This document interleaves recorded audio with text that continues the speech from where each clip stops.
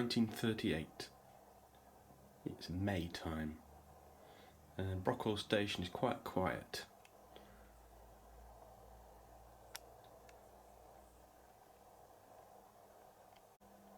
This is the last station on the line, 14 miles branch line to the village of Brockwell. It's a terminus station and all locomotives and trains end here before returning the journey to the local junction station on the main line. Collet, the station cat, has just caught a mouse and is intent on telling the signalman all about it. He's out of his cabin waiting for the local pickup freight. But he's quite pleased with Collet for catching the mice, as there's been a problem recently with a bit of an explosion of the rodents in the local town, and they keep getting into the sheds at the end of the platform. This is where some bags of grain are kept for a local customer, and they're causing a bit of a nuisance.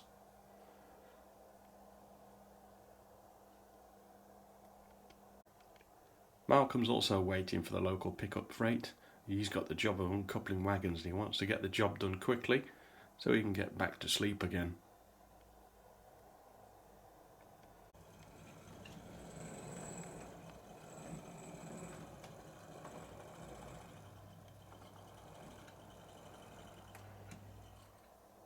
It's not long before the train arrives.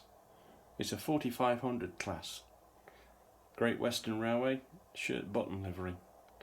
This livery was popular in the Art Deco period and it looked excellent on shirts and other equipment as is station seats and things. However, especially during the war when locomotives weren't as clean as this, the logo used to disappear completely.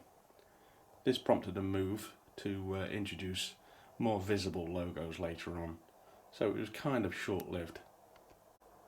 You can see in the field next to the locomotive is another steam locomotive. The local farmer, who's a keen steam enthusiast, has his own traction engine and it's very highly polished. It used to be a showman's engine, but he's converted it for use on the farm and he keeps it spotless. It's known locally, joked as the fire engine because it's bright red. William's the driver today and young Joseph is his fireman. They talked to the signalman and joked that they're a little bit late because they wouldn't let them bring a king class down the branch. It's a joke which he tells every time to every signalman on the line. One day maybe he will turn up with a king locomotive. The driver and fireman were up early this morning and they've stopped at every station on the way down to Brockwell to drop off wagons or pick up new ones. And so progress is very slow. They don't get to Brockwell till nearly, past the middle of the day, and then they'll have the lunch and they won't get back again to the main line and bed till late at night.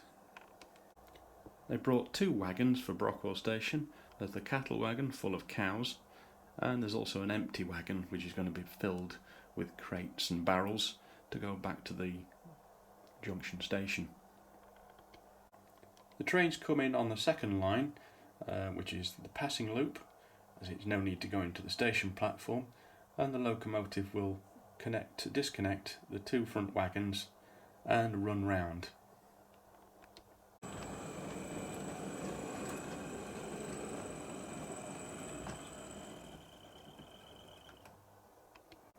The whole train is brought forward under the bridge into the loop, and now we can see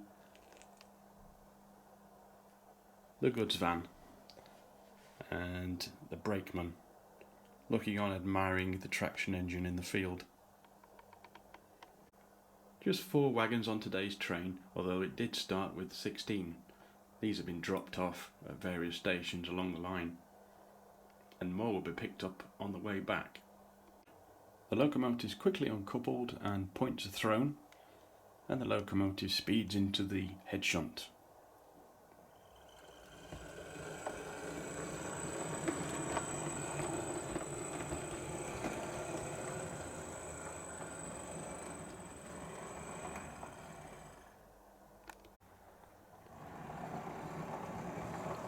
Another point is thrown and the locomotive moves past the station and takes on water for the return journey from the water crane. Luckily the next passenger train isn't due for 2 hours, and this freight will pass it at one of the intermediate stations later on.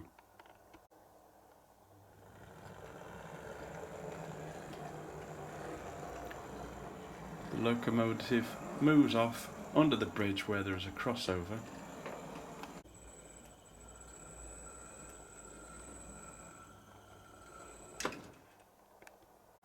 The locomotive then reappears under the bridge and shunts up to the back of the brake van with a bit of a jolt. The locomotive will then propel its train with the 2 wagons, which are for the dock for Brockwell, into the loading dock just past the cattle dock.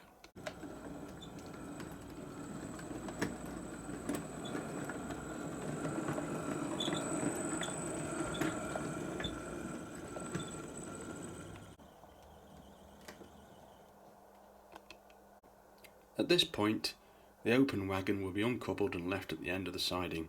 That'll be loaded up later. That's going to stay here all week. They'll be loading that up with barrels and crates as the local shire horse looks on. This horse is actually owned by the railway and is used occasionally, or used to be used, to shunt wagons around in the yard when no locomotive was available, but it's now getting a little bit old and it's just really kept around as a station pet. The cows in the cattle wagon are getting quite impatient now and would like to be out of this train. They've been in there for a few hours now and they're ready to be released. So the train is brought slowly forwards and the cattle wagon can be lined up properly with the cattle dock. You have to be precise when shunting like this, but the driver is an old hand at this sort of thing.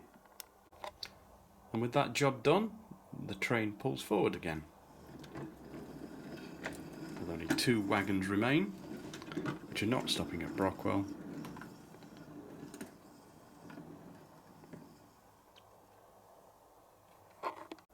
The brake van is disconnected because of course this needs to be on the back of the train, so we'll need to shunt this brake van to the rear using the crossovers again.